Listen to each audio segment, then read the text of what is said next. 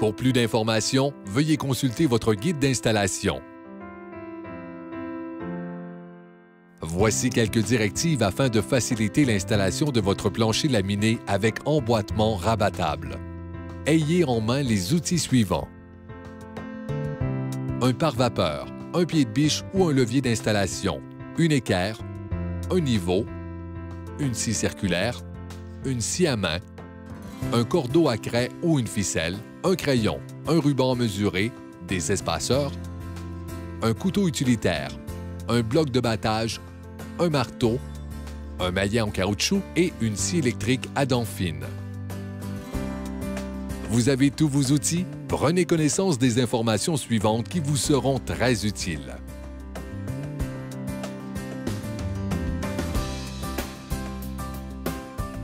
Il faut toujours utiliser un pare-vapeur de 0,15 mm ou 0,006 pouces d'épaisseur sur un sous-plancher de béton.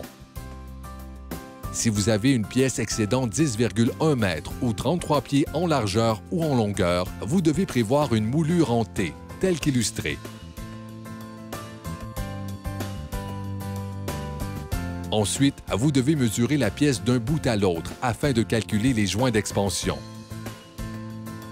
Si un des murs mesure plus de 7,6 m ou 25 pieds, il vous faut laisser un joint d'expansion de 15 mm ou 5/8 de pouce. Sinon, vous laissez un joint d'expansion de 10 mm ou 3/8 de pouce. Comme vous pouvez le voir, la languette et la rainure doivent s'emboîter l'une dans l'autre.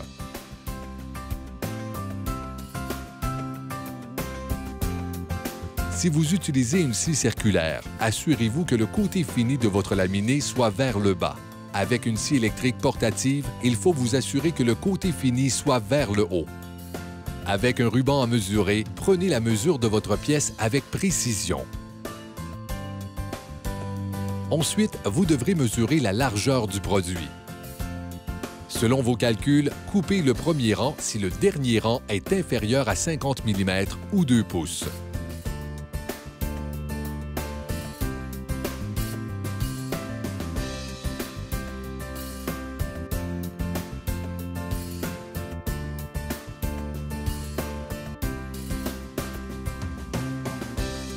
Assurez-vous de décaler les joints de 203 mm ou 8 pouces entre chaque rang. Avant l'installation finale de votre produit, vous devez préparer la pièce adéquatement.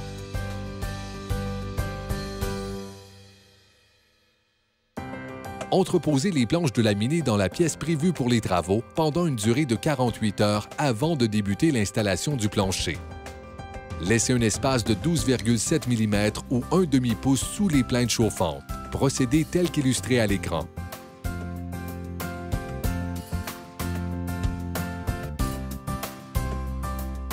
Vous devez ensuite vérifier l'espace sous les portes.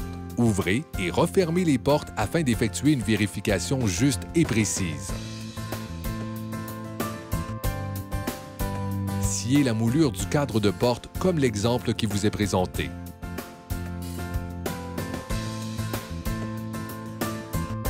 Vous devez ensuite retirer les plaintes avec précaution.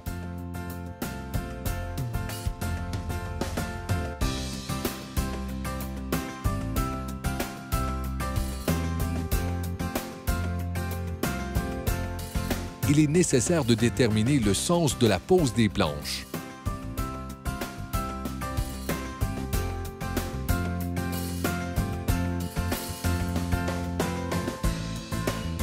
Maintenant, vous êtes prêt pour débuter l'installation.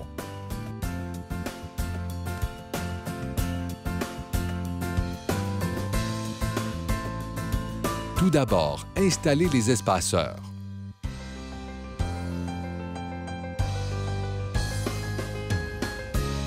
Il est important de couper la longuette des planches qui seront installées dans la première rangée longeant le mur. Vous posez ensuite vos planchers de droite à gauche dans le sens de la pièce que vous avez préalablement déterminée.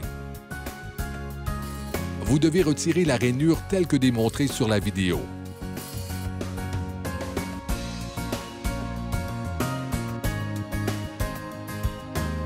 Vous poursuivez votre installation en insérant la planche à un angle de 45 degrés dans la planche déjà installée. Comme vous pouvez le constater, cette portion de l'installation est relativement simple à exécuter.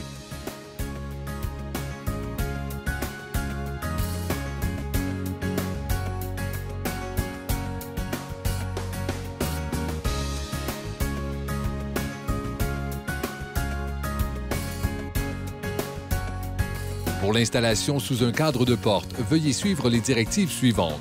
Vous aurez à scier le cadre de la porte si cela n'est pas déjà fait.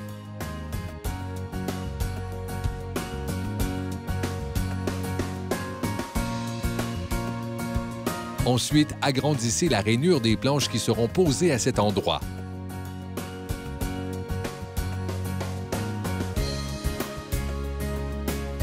Puis, mettez de la colle sur les languettes.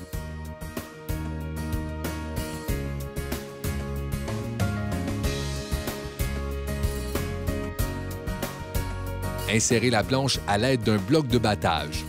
Allez-y doucement, mais prenez soin que toute la surface concernée soit en contact avec la colle. Essuyez la colle en surplus. Maintenant, vous pouvez admirer le résultat final. Pour plus d'informations, nous vous invitons à consulter votre guide d'installation.